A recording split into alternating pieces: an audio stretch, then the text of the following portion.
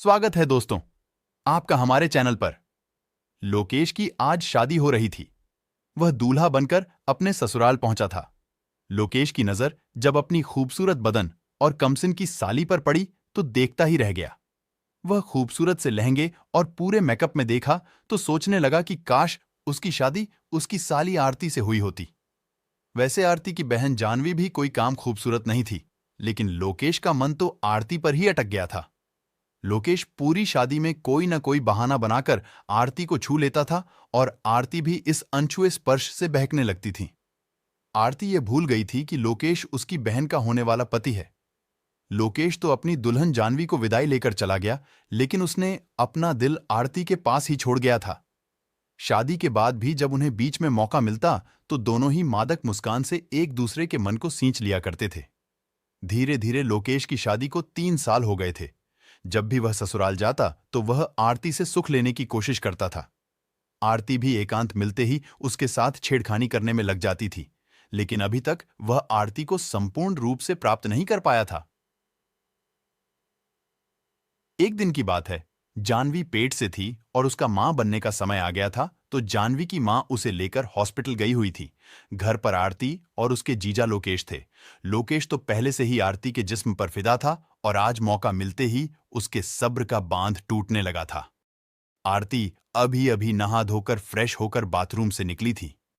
लोकेश उसके करीब जाकर उसकी गोरी गोरी कलाइयों को सहलाने लगा। आरती की सांसें तेज हो गई और उसने अपनी आंखें बंद कर ली, मानो अपने जीजा को पूरी इजाजत दे दी।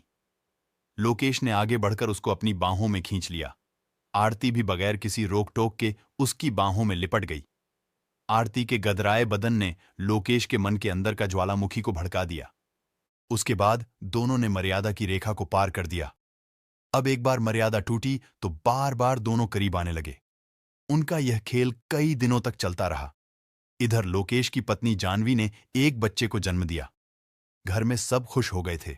कुछ महीने बाद जानवी अपने बच्चे को लेकर ससुराल पहुंची। बच्चे की देखभाल के लिए जानवी ने आरती को अपने ससुराल बुला लिया था। आरती तो यही चाहती थी। वह खुशी खुशी आ गई थी। इधर भी जब दोनों को मौका मिलता, जीजा साली अपनी अपनी प्यास बुझा लेते थे। ऐसे ही एक दिन की बात है। जानवी के सास ससुर सब सो चुके थे। उसकी बहन आरती दूसरे रूम में सो रही थी। वह भी गहरी नींद में थी, लेकिन रात को बच्चे की कुलबुलाहट ने उसे जगा दिया। उसकी नींद टूटी तो उसने देखा कि उसका पति बिस्तर पर नहीं है। पति को देखने के लिए कमरे से बाहर आई। उसका पति कहीं नजर नहीं आ रहा था। तभी उसने सुना, आरती के कमरे से कुछ आवाजें आ रही थीं। उसने खिड़की से झांक कर देखा तो उसके होश ही उड़ गए थे। उसका पति लोकेश आरती के साथ कमरे में एक्सडी 62 कर रहा था और आरती कह रही थी, जीजाजी ज्यादा आवाज मत करो, दीदी जाग जाएगी। उन दोनों को साथ में देखकर जानवी चीख पड़ी। जानवी को सामने देखकर दोनों हक्के बक्के रह गए। उन दोनों को लगा कि वह लोग अब बदनाम हो जाएंगे, इसलिए उन दोनों ने जानवी को दबोच लिया और उसे जान से मारने की कोशिश करने लगे। आरती ने अपने दुपट्टे से जानवी का गला फंसा लिया और थोड़ी ही देर में जानवी के प्राण पखेरु उड़ गए। लोकेश ने बहुत ही सावधानी से उसे ले जाकर वापस बेडरूम में सुला दिया था, ताकि किसी को कुछ पता न चले सके।